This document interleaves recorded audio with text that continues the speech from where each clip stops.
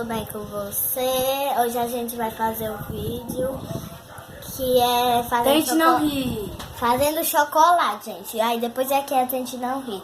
A gente já fez que a gente era esquecida e a gente vai esquentar. Viu?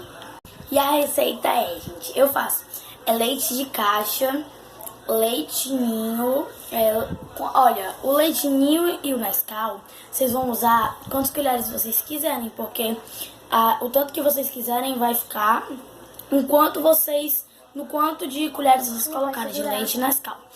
E no leite de caixa vocês vão colocando aos pouquinhos até ficar na consistência que vocês quiserem, tá bom? Agora a gente vai esquentar e já mostro pra vocês, tá bom? Bom, gente, Já tá esquentando. Tá vindo e vai mostrar pra vocês.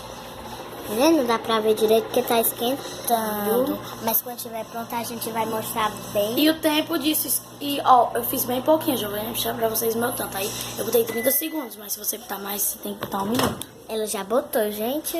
Bora ver o resultado. Olha. Ai, que delícia, tá vendo? Meu Deus. Ai, gente. Muito quente. Gente, tá muito quente. Olha aí. Tá muito quente. Mostra aí. Gente. E é uma delícia. Gente, tá muito quente, muito quente. Mas tá. Vamos Gosto levar pro maravilhoso quarto. de chocolate.